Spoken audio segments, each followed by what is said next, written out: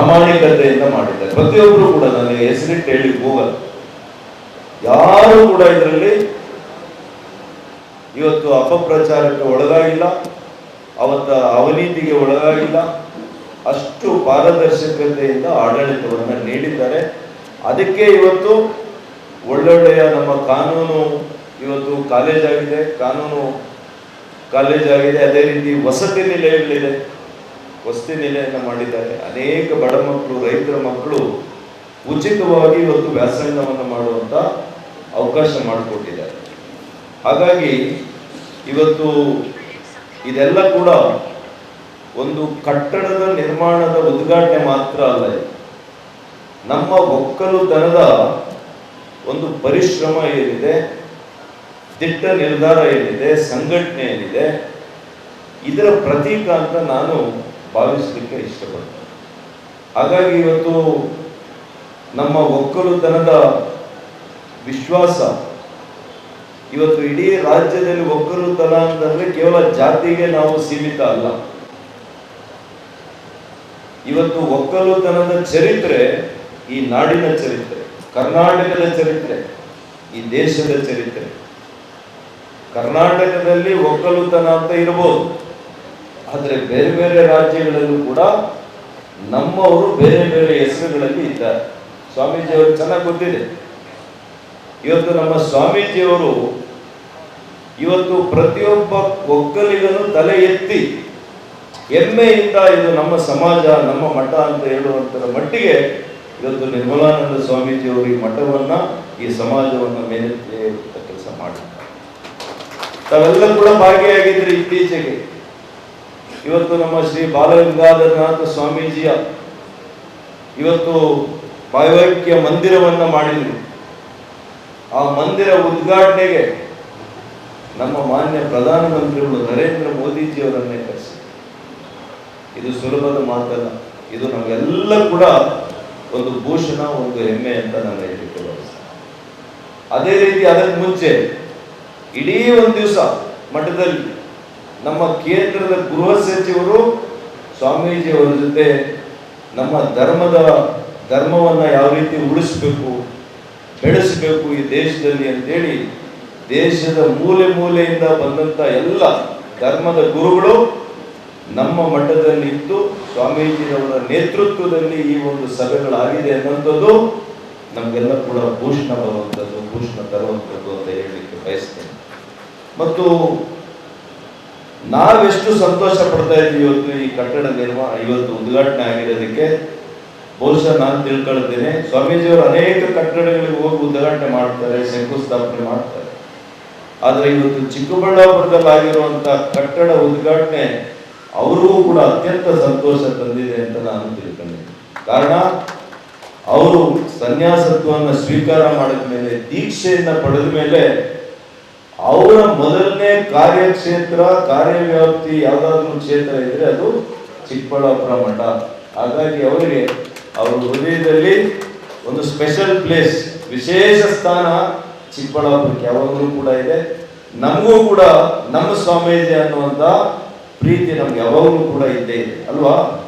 ಬೇರೆಯವರಿಗೆಲ್ಲ ಕೂಡ ಸ್ವಾಮೀಜಿ ಜಗದ್ಗುರು ಅಂತೆಲ್ಲ ನಾನು ಕೆಲವರು ನೋಡ್ತೀನಿ, ನಮ್ಮ ಸ್ವಾಮೀಜಿ ಅಂತ ಬಹಳ ಸಲಿಗೆಯಿಂದ ಹೋಗ್ತಾರೆ, ಅದು ಪ್ರೀತಿಯಿಂದ, ಬೇರೆ ಇನ್ನೇನೂ ಇಲ್ಲ. ಇನ್ನೂ ಕೂಡ ಅನೇಕ ವಿಷಯಗಳು ಮಾತನಾಡೋದಿದ್ರು ಕೂಡ ಸಮಯದ ಅಭಾವದಿಂದ ಇವತ್ತು ನಾವೆಲ್ಲ ಕೂಡ ಇವತ್ತು ಎಲ್ಲ ಒಟ್ಟಿಗೆ ಸೇರಿದ್ದೀವಿ, ಪಕ್ಷಾತೀತವಾಗಿ ಸೇರಿದ್ದೇವೆ. ಇದು ನಮ್ಮ ಸಮಾಜದ ಒಂದು ಸಂದೇಶ. ಸಮಾಜದ ಯಾವುದೇ ಒಂದು ವಿಷಯ ಬಂದಾಗ ಪಕ್ಷಾತೀತವಾಗಿ ನಾವೆಲ್ಲ ಕೂಡ ಒಂದಾಗ್ತೇವೆ. ನಾನು ನೋಡಿದ್ದೀನಿ ಅನೇಕ ಸಮುದಾಯಗಳಲ್ಲಿ, ನಾನು ಯಾವುದು ಹೆಸರಿಟ್ಟು ಹೇಳಕ್ ಹೋಗಲ್ಲ, ಬಹಳ ಒಗ್ಗಟ್ಟಾಗಿರ್ತಾರೆ ಅವರು. ರಾಜಕಾರಣ ಬಂದಾಗೂ ಒಗ್ಗಟ್ಟಾಗಿರ್ತಾರೆ, ರಾಜಕೀಯೇತರವಾಗೂ ಒಗ್ಗಟ್ಟಾಗಿರ್ತಾರೆ.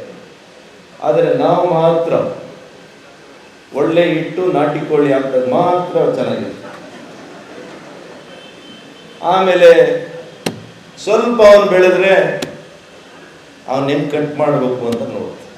ಸ್ವಲ್ಪ ಜಾಸ್ತಿ ಬೆಳೆದಾನೆ ಅವನು ಸ್ವಲ್ಪ, ಅದು ರಾಜಕಾರಣ ಅಂತ ಹೇಳಕ್ ಹೋಗಲ್ಲ, ಎಲ್ಲದರಲ್ಲಿ ಕೂಡ ಇದು ಸ್ವಲ್ಪ ಉದಾತ್ತವಾಗಿರ್ತಕ್ಕಂಥ ಹೃದಯಶೀಲತೆಯನ್ನು, ಶ್ರೀಮಂತಿಕೆಯನ್ನು ನಾವು ಬೆಳೆಸ್ಕೊಂಡು ಎಲ್ಲೆಲ್ಲಿ ಸಾಧ್ಯ ಆಗ್ತದೆ ನಮ್ಮ ಯುವಕರಿಗೆ, ಮಹಿಳೆಯರು ಸ್ವಾವಲಂಬಿಗಳಾಗಲಿಕ್ಕೆ, ಯುವಕರು ಸ್ವಾವಲಂಬಿಗಳಾಗಲಿಕ್ಕೆ, ಎಲ್ಲ ಕ್ಷೇತ್ರಗಳಲ್ಲಿ ಒಬ್ಬೊಬ್ರು ಎಲ್ಲರೂ ಕೂಡ ಎಲ್ಲವನ್ನು ಮಾಡಲಿಕ್ಕಾಗಲ್ಲ. ಒಬ್ಬ ರೈತ, ಒಬ್ಬ ವಿದ್ಯಾರ್ಥಿಯ ಶಿಕ್ಷಣವನ್ನು ನೋಡ್ಕೊಳ್ಳಿಕ್ಕಾಗಲ್ವ? 100ಕ್ಕೆ 100 ಆಗುತ್ತೆ.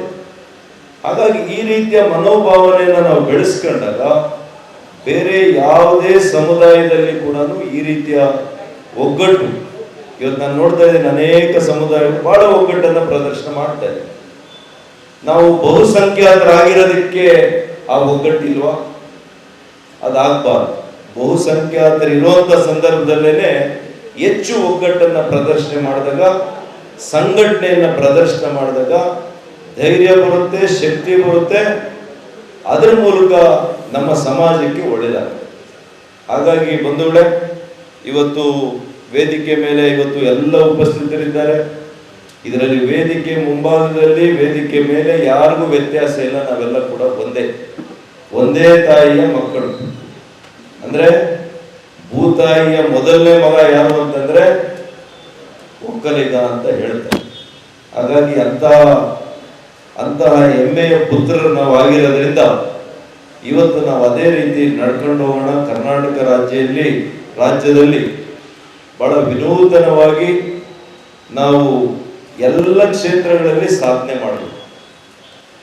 ಇವತ್ತು ನಾವೇನು ಕೃಷಿ ಮಾತ್ರ ಅಲ್ಲ, ಕೃಷಿಯಿಂದ ಇವತ್ತು ಜ್ಞಾನಪೀಠ ಪ್ರಶಸ್ತಿಯನ್ನು ತೆಗೆದುಕೊಂಡಂತಹ ಇವತ್ತು ನಮ್ಮ ಕೆ ವಿ ಪುಟ್ಟಪ್ಪನವರನ್ನ ನಾವು ನೆನೆಯಲೇಬೇಕು. ಯಾಕೆಂದ್ರೆ ಇವತ್ತು ವಿಶ್ವ ಮಾನವನ ಒಂದು ಪರಿಕಲ್ಪನೆಯನ್ನು ಹುಟ್ಟುಹಾಕಿದಂತ ಕೆ ವಿ ಪುಟ್ಟಪ್ಪನವರು, ವಿಶ್ವ ಮಾನವ ಆ ಪರಿಕಲ್ಪನೆ ಏನಿದೆ ಅದರ ಯಥಾವತ್ತಾಗಿ ನಮ್ಮ ಪೂರ್ವಿಕರು ಒಕ್ಕಲುತನವನ್ನ ನಡೆಸ್ಕೊಂಡು ಬಂದಿದ್ದಾರೆ.